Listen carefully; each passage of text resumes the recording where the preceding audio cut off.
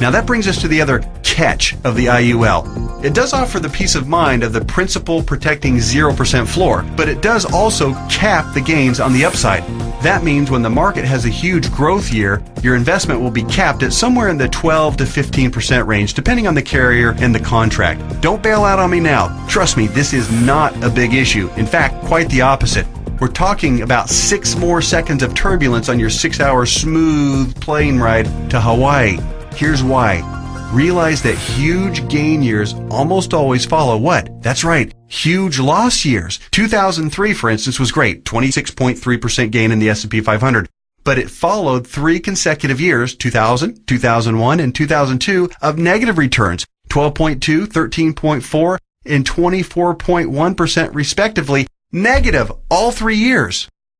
Let's run those numbers. If you had $1 million in your IRA on January 1st, 2000, it would have fallen to approximately $878,000 at the end of the first year, then continued to fall to just over $760,000 at the end of 2001, and then plummeted to a measly $577,000 at the end of 2002.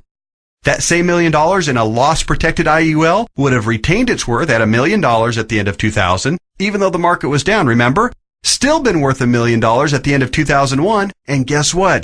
Still worth $1 million after 2002, even though the market got slaughtered. That's 3 consecutive down years and $423,000 in avoided losses. Wow. Then, in 2003, let's say that you were with an IUL carrier that had a 13% cap. Remember the big downside catch? It has a cap.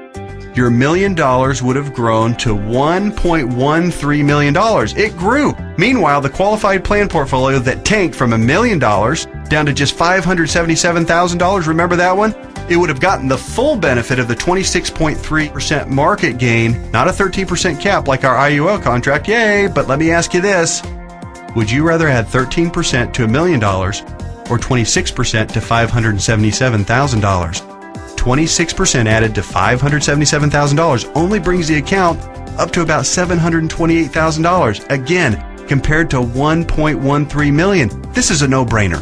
At the end of the 4-year cycle, you would have been ahead by over $400,000 with an IUL. This is real money in a worst-case scenario. The only way a qualified plan could possibly do better is if the S&P were to go up unfettered by over 15% per year for 5 or 10 consecutive years with 0 negative years. Do you really think that's going to happen? And even in the 1 in a million chance that it did, get ready to pay the tax man when you retire. I know these numbers can start to be a bit mind-numbing, but they're so critical for you to understand so you can see how to avoid getting crushed financially when you retire. Don't be afraid to rewind the video and watch that last section or the entire video again.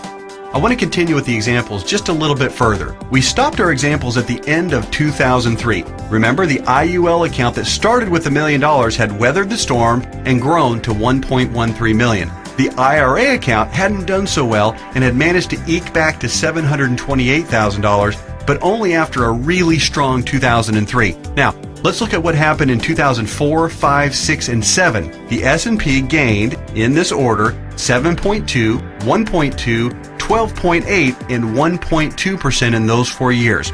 Your IUL account, since it's indexed to the S&P 500, and since all of the gains were between the 0% floor, remember that, and the 13% cap, your IUL would have taken all of those same gains, 7.2, 1.2, 12.8, and 1.2%. That would take your $1.13 million account right to around $1.4 million by the end of 2007. Pretty good, right? Then, when the S&P got shellacked to the tune of 37% loss in 2008, since the lowest return your IUL account can get is 0%, guess what? The IUL account would have held steady at $1.4 million. No loss. Nice, isn't it?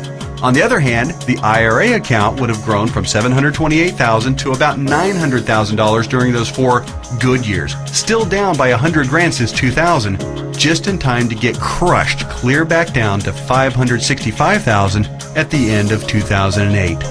What would you rather have going into 2009? $565,000 or $1.4 million? This isn't a retirement savings vehicle for the ultra-conservative. It's a retirement savings vehicle for the ultra-intelligent. If you think market caps of 12 to 15% are a poor trade-off for a contractual guarantee of a 0% floor, you're just plain crazy. Naturally, past performance isn't an indicator of what will happen in the future, but I think it's safe to say that the market is going to have up years and down years. Protecting yourself from huge losses is one of the primary advantages of the IUL. It's impossible for me to overstate how superior the IUL is compared to your qualified plan. It's not even close. We've already covered the tax advantages. They're clear and evident. The risk avoidance issue is huge, and it favors the IUL by a country mile. But also remember, Indexed Universal Life is also, life insurance. Here's what that means. If you die the day after you fund an IUL policy or any time thereafter, your heirs will receive a death benefit tax-free. The amount of the benefit depends on the size and structure of your policy, but think about your qualified plan and brokerage accounts for just a minute. How much do they pay in death benefits if you were to die early? Oh yeah, none, because they're not insurance. Are you starting to see what I mean by the best retirement vehicle you've never heard of? Hey, that reminds me, let's talk a little bit more about why you've probably never heard of an IUL before. I already told you that one of the main reasons was that stodgy old insurance companies have horrific communication skills. But there's actually a bigger reason, which is financial advisors almost never talk about IUL. Why is that?